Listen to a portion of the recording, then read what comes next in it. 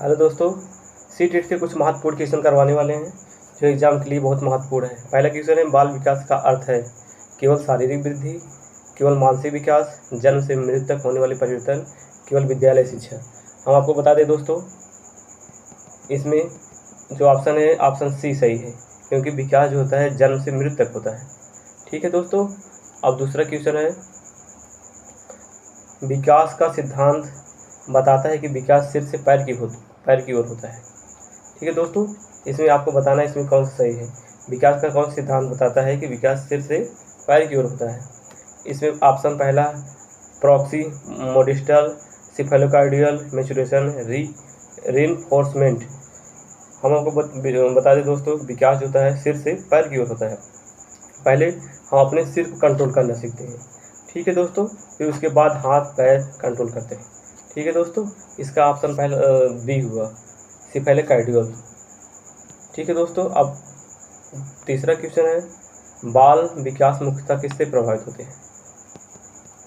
आपको बताना है बाल विकास मुख्यतः किससे प्रभावित होता है, वंशानुक्रम, वातावरण या दोनों या केवल शिक्षा। आप बाल विकास किससे प्रभावित होता है, वातावरण से भी प्रभावित होता है, वंशानुक्रम से प्रभावित होता है। जैसा वातावरण मिलेगा विकास बालक का वैसे ही होगा। इसका आंसर दोनों हो जाएगा। ठीक है दोस्तों, इसका आंसर क्या हो गया, वंशानुक्रम वातावरण दोनों। ठीक है, अगर वंशानुक्रम वातावरण दोनों का अभाव होगा किसी का तो उसका विकास सही से नहीं हो पाएगा। तो तीसरा क्वेश्चन का आंसर है विकल्प सी। ठीक है दोस्तों, अब हम चौथा प्रश्न के लिए प्रश्न, विकास की प्रक्रिया होती है, विकास प्रक्रिया कैसी होती है। विकास रुक रुक कर होता है, निरंतर होता है, केवल बचपन तक होता है, केवल किशोरावस्था तक होता है। विकास कैसा होता है, निरंतर होता है। विकास एक जटिल प्रक्रिया है, विकास कैसा है, जटिल प्रक्रिया है। ठीक है दोस्तों, इसमें विकास कैसा होता है, निरंतर होता है। निरंतर मतलब इसका बी ऑप्शन सही है दोस्तों। ठीक है दोस्तों, अब पांचवा क्वेश्चन देखते हैं हम, वृद्धि होती है। पांचवा क्वेश्चन है, वृद्धि होती है गुणात्मक परिवर्तन, मात्रात्मक परिवर्तन, सामाजिक परिवर्तन या भावनात्मक परिवर्तन। वृद्धि जो होती है गुणात्मक परिवर्तन होता है, मात्रात्मक परिवर्तन, सामाजिक परिवर्तन और भावनात्मक परिवर्तन होता है। वृद्धि को हम नाप सकते हैं, ठीक है दोस्तों, मेजरमेंट कर सकते हैं वृद्धि को, ठीक है, लेकिन विकास को हम नहीं माप सकते। इसलिए वृद्धि क्या है, मात्रात्मक परिवर्तन है। ठीक है दोस्तों, वृद्धि कौन सा ऑप्शन है, मात्रात्मक परिवर्तन। इसका ऑप्शन हो गया बी, वृद्धि को हम माप सकते हैं। अब छठवां क्वेश्चन का आंसर बताना है आपको, निम्न में कौन सा विकास का सिद्धांत है। सभी बच्चों का विकास समान गति से होता है, विकास क्रमबद्ध होता है, विकास केवल शारीरिक होता है, विकास केवल मानसिक होता है। इसका आंसर आपको बताना है, विकास का सिद्धांत कौन सा है। सभी बच्चों का विकास समान गति से होता है, विकास क्रमबद्ध होता है, विकास केवल शारीरिक होता है, विकास केवल मानसिक होता है। नहीं दोस्तों, इसमें आप ऑप्शन विकास क्रमबद्ध होता है। ठीक है दोस्तों, विकास क्रमबद्ध होता है। ठीक है, इसका ऑप्शन बी सही हो जाएगा। ठीक है दोस्तों, विकास क्रमबद्ध, पहले शैशवावस्था, फिर बाल्यावस्था, फिर ऐसे होता है। ठीक, उसके बाद कौन सा सातवां क्वेश्चन है, विकास सामान्य से किसकी ओर बढ़ता है। दोस्तों कठिन से विशिष्ट, सरल से बड़ा, इसमें कौन सा है दोस्तों, ऑप्शन होगा विकास जो है सामान्य से विशिष्ट की ओर होता है, सामान्य से विशिष्ट की ओर होता है दोस्तों। इसका राइट आंसर हो जाएगा सामान्य से विशिष्ट की ओर। अब आठवां क्वेश्चन है, प्रत्येक बच्चे की विकास गति कैसी होती है। प्रत्येक बच्चे की विकास गति समान नहीं होती है, अलग अलग होती है। केवल लड़कों में तेज होती है, केवल लड़कियों में तेज होती है। सभी बच्चों में विकास एक समान नहीं होता है। ठीक है दोस्तों, सभी बच्चों का विकास एक समान नहीं होता है।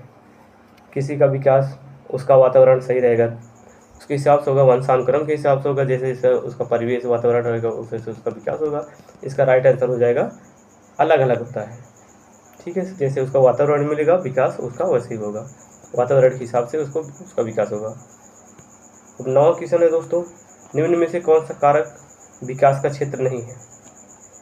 आपसे पूछा जाएगा इसमें कौन सा कारक विकास क्षेत्र नहीं है, शारीरिक, संज्ञानात्मक, भावनात्मक या बैंकिंग।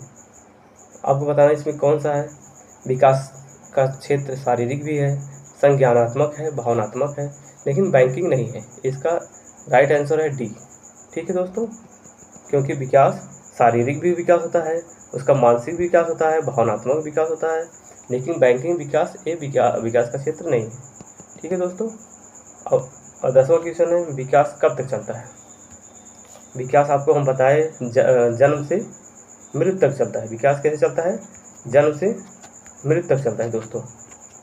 विकास कैसे हो, जन्म से मृत्यु तक। इसका राइट आंसर क्या होगा दोस्तों,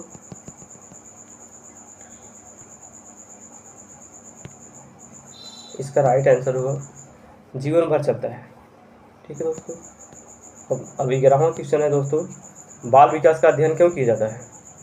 परीक्षा पास करने के लिए, बच्चों के व्यवहार को समझने के लिए, केवल अंक देने के लिए, अनुशासन बनाने के लिए। इसका राइट आंसर हो जाएगा दोस्तों, बच्चों के व्यवहार को समझने के लिए बाल विकास का अध्ययन किया जाता है। ठीक, बच्चे का कैसा विकास होता है, बच्चे कैसे सीख रहे हैं, बच्चे का परिवेश कैसा है, इन सबको सीखने के लिए बाल विकास का अध्ययन किया जाता है। इसका राइट आंसर हुआ 2, मतलब बी। ठीक है, 11 का बी है आंसर। अब दोस्तों, बाल विकास का कौन सिद्धांत बताता है कि शरीर का नियंत्रण केंद्र से बाहर की होता है। ठीक है दोस्तों, हम आपको 2 चीज़ बता चुके हैं। पहले एक बताए थे सिफेलोकार्डियल, जो होता है सिर से पैर तक होता है। ठीक है दोस्तों, ये सिर से पैर तक होता है सिफेलोकार्डियल। लेकिन जो प्रॉक्सिमल है, इसका एक कौन सा पहले शरीर का मध्य भाग। ठीक है दोस्तों, शरीर का मध्य भाग पहले नियंत्रण करता है, उसके बाद उंगलियों को, पैरों को। ठीक है दोस्तों, तो इसका क्या हो, प्रॉक्सिमोडिस्टल। 12वां का बी ऑप्शन सही है। इसे ये बहुत इंपॉर्टेंट है दोस्तों। शिक्षक को बच्चों के व्यक्तिगत अंतर को क्या करना चाहिए, व्यक्तिगत अंतर को क्या करना, अनदेखा करना चाहिए, दंड देना चाहिए, सम्मान देकर उसे उसके अनुसार पढ़ाना चाहिए, केवल होशियार बच्चों पर ध्यान देना चाहिए। इसका राइट आंसर होगा सम्मान देकर उसको उसके अनुसार पढ़ाना चाहिए। ठीक है दोस्तों, क्योंकि बच्चे को ना अनदेखा करना चाहिए, ना दंड देना चाहिए, और केवल होशियार बच्चों पर ध्यान नहीं देना चाहिए। समान शिक्षा, समान नज़र देना चाहिए हर बच्चों को एक समान देखना चाहिए, हर बच्चों को उनके अनुसार उचित व्यवस्थाएं प्रदान करना चाहिए। ठीक है दोस्तों, अब विकास का क्रम, अब इसमें पूछा है 14 क्वेश्चन है, विकास का सही क्रम है। विकास का सही क्रम है,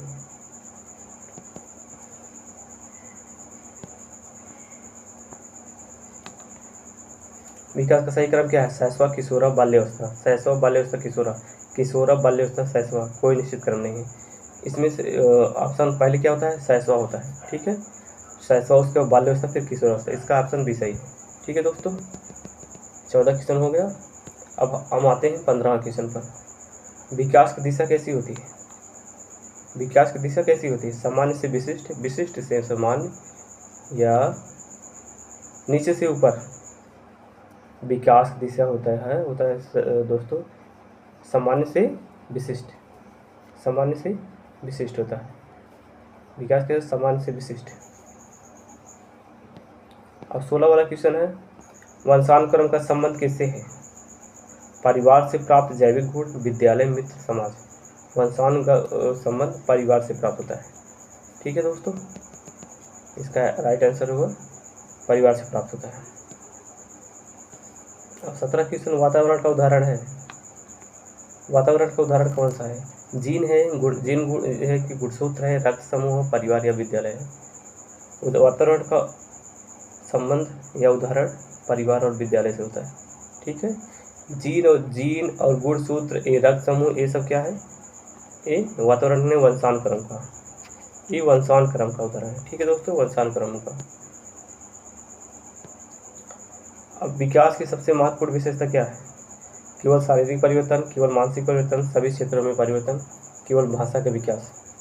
हम आपको बता दें दोस्तों, विकास सबसे महत्वपूर्ण विशेषता क्या है, केवल शारीरिक विकास तो नहीं होता है, केवल मानसिक विकास नहीं होता है, सभी क्षेत्रों में परिवर्तन होता है।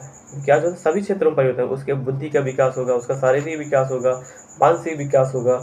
ठीक है दोस्तों, चारों ओर तरफ विकास होगा, सामाजिक विकास होगा, सब विकास होगा। इसलिए इसका राइट आंसर सभी क्षेत्रों में विकास होता है। बाल विकास के अनुसार प्रत्येक बच्चा एक जैसा सीखता है, अलग अलग तरीके से सीखता है, केवल रटकर सीखता है, बिल्कुल नहीं सीखता। बाल विकास के अनुसार बच्चा कैसे सीखता है? अलग अलग तरीके से सीखता है। अगर कभी किताब के माध्यम से, ठीक है, विद्यालय के माध्यम, खेल कूद के माध्यम से, टीचर के माध्यम से, वातावरण के माध्यम से, परिवेश के माध्यम से, वो अलग अलग प्रकार से सीखता है। ठीक है दोस्तों, 19 का ऑप्शन भी सही हो जाएगा।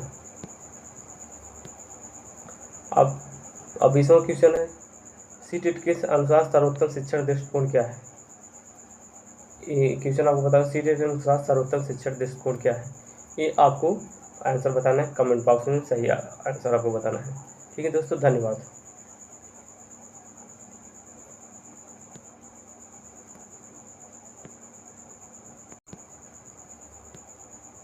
अब 20वां क्वेश्चन है, सीटेट के अनुसार सर्वोत्तम शिक्षण दृष्टिकोण क्या है? ये क्वेश्चन आपको बताओ, सीटेट के अनुसार सर्वोत्तम शिक्षण दृष्टिकोण क्या है? ये आपको आंसर बताना है, कमेंट बॉक्स में सही आंसर आपको बताना है। ठीक है दोस्तों, धन्यवाद।